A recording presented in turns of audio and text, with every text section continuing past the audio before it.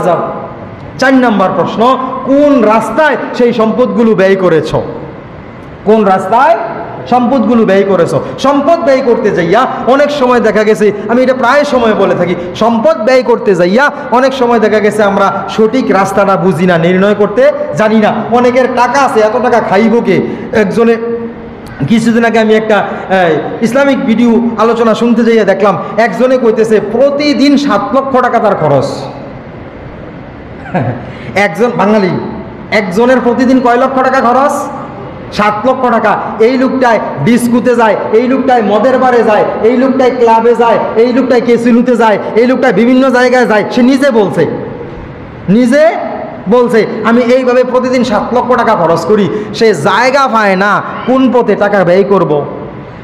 জায়গা খুঁজে পাইতে হলে হালাল পন্থায় খরচ করার জন্য এই হালাল পন্থার এলেম তার ভিতরে থাকা লাগবে কি লাগবে না? সে জানে না কোন রাস্তায় ব্যয় করলে। জিজ্ঞাসা করা হলো যে আপনি এত টাকা পয়সা ব্যয় করেন, কিছু ভালো পথে ব্যয় করেন না? এই যে রাস্তায় দাঁড়িয়ে যারা ছিনতাই করে, যারা নেশা করে, যারা কি জানি কি রাস্তায় দাঁড়িয়ে কিরকম একটা নেশা করে পলিথিনের এটা সেটা দিয়ে, এইরকম তাদেরকে মাঝে মধ্যে আমি 50 টাকা 100 টাকা 500 টাকাও দিয়ে লাই। এই লোকটার জবাবটা এমন ছিল, উনি বলছে এটা নাকি নেক কাজ। আস্তাগফিরুল্লাহ। আপনি বললেন সে যেই ব্যক্তি 7 লক্ষ টাকা খারাপ কাজে মদের বারে ক্যাসিনোতে ব্যয় করে, সে জানবে কোনটা সওয়াবের কাজ? হ্যাঁ, সে বলে মাঝে মধ্যে নেক কাজ করে, রাস্তার নেশাখোরদেরকে টাকা দেয়, এটা নাকি নেক কাজ তার জন্য। তারা অসহায়, তারা গরিব দিকা ছিনতাই করে নেশা করে, তো তারা দিয়ে কিছু টাকা দিলাম, তাইলে এটা তো নেক কাজ হইল। নাউজুবিল্লাহ। তার বলে এটা নেক কাজ হইছে। নেক কাজের জায়গা খুঁজা পায় না। এইরকম আল্লাহ পাক যারা ব্যয় করে, টাকা পয়সা অর্থ সম্পদ ব্যয় করে, এইটা কোন কাজে ছিল, এটা আল্লাহর খুশির জন্য ছিল কিনা, এই জবাবটা নেবে। হালাল পথে অর্জন করছনি, হালাল পথে খরচ করছনি, এই কথাটাই জিজ্ঞাসা করবে। তুমি কোন পথে ব্যয় করছো? তোমার এই টাকা নিয়ে আরেকজন অপকর্ম করছে কিনা? হ্যাঁ, আপনি দেখেন মসজিদের ইমাম সাহেবের অথবা মাহফিলের অথবা কোনো মাদ্রাসা এতিমখানার জন্য দানের লেগে গেলে এই যাও যাও এসব করি না, এইরকম আমার চোখে দেখা। কিন্তু দলের কিছু ফোলাফাইন সন্ডা ফন্ডা ফালে, এদের জন্য ওস্তাদ বড় ভাই আজকে একটু এনজয় করবো, কিছু টাকা দিয়েন, 20,000 30,000 নে, ইচ্ছা মতো এনজয় কর, কোনো অপকর্ম করিস না, এই কথা কয়ে 30,000 দিছে।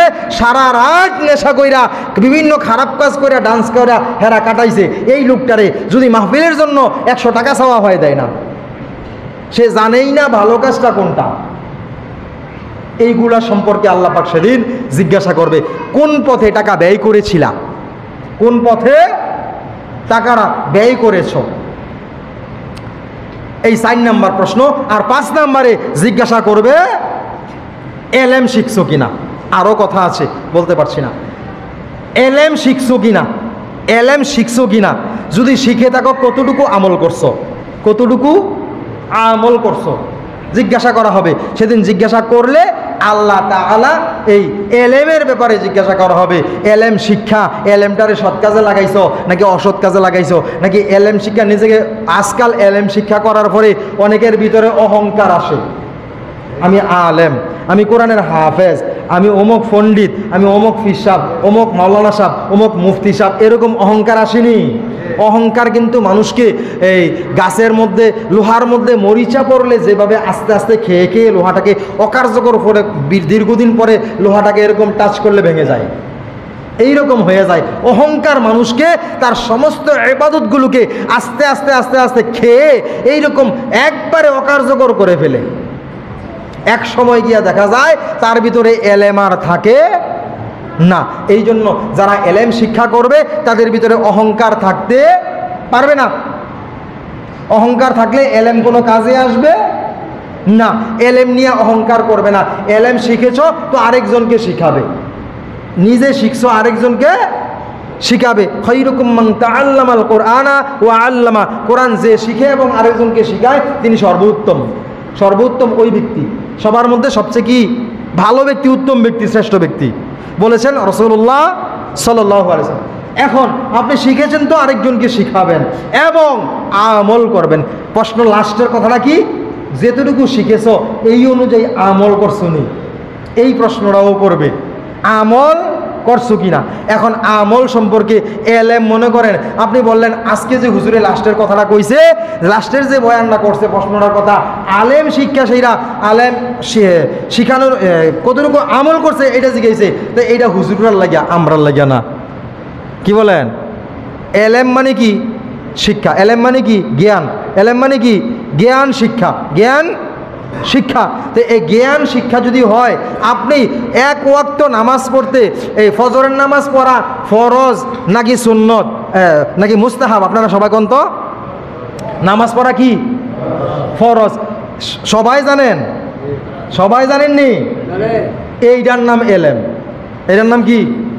নামাজ পড়া যে ফরজ এই কথা জানেন। যদি সবাই চুপ থাকতেন তাইলে বুঝতাম এই এলেম আপনার ভিতরে নাই।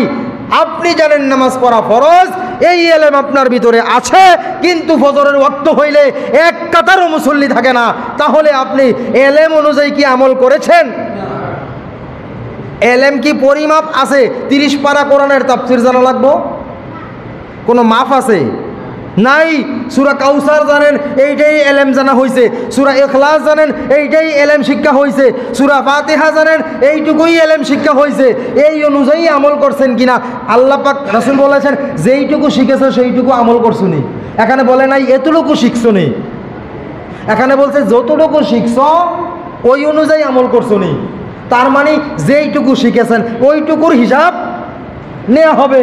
তাহলে ফজরের নামাজ ফরজ, জোহরের নামাজ ফরজ, আসরের নামাজ ফরজ, হজ করা ফরজ, যাকাত দেওয়া ফরজ, রোজা রাখা ফরজ, এই কথাগুলো প্রত্যেকটা ব্যক্তির জানা আছে না নাই?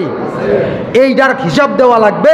নামাজ ফরজ জানা সত্ত্বেও যদি নামাজ না পড়ে থাকেন, যাকাত ফরজ যাকাত জানা থাকা সত্ত্বেও যদি যাকাত না দিয়ে থাকেন, হজ ফরজ হজ জানা থাকা সত্ত্বেও যদি আপনি হজ না করে থাকেন, রোজা ফরজ জানা থাকা সত্ত্বেও যদি রোজা আদায় না করে থাকেন, তাহলেই এই প্রশ্নের মুখোমুখি হবেন আর শাস্তি শুরু হয়ে যাবে। শুধু আলেম, এখানে এলেম বলতে শুধু হুজুর মাওলানা মুন্সির কথা বলা হয়নি। প্রত্যেকটা ব্যক্তিকে জিজ্ঞাসা করা হবে কতটুকু জানেন, এইটুকু আমল করছেননি। তাহলে শুধু হুজুরের উপরে বর্তাই দিলে হবে? কেনা শুধু হুজুরের উপরে ফালাই দিলে হবে? সবার প্রশ্নের জবাব দিতে হবে।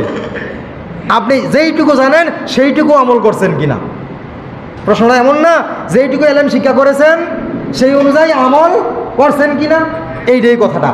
এই জবাবটা দিতে হবে। এরকম 5টি প্রশ্নের উত্তর দেয়া ব্যতীত সামনে অগ্রসর হওয়া যাবে না বলেছেন রাসূলুল্লাহ সাল্লাল্লাহু আলাইহি ওয়াসাল্লাম।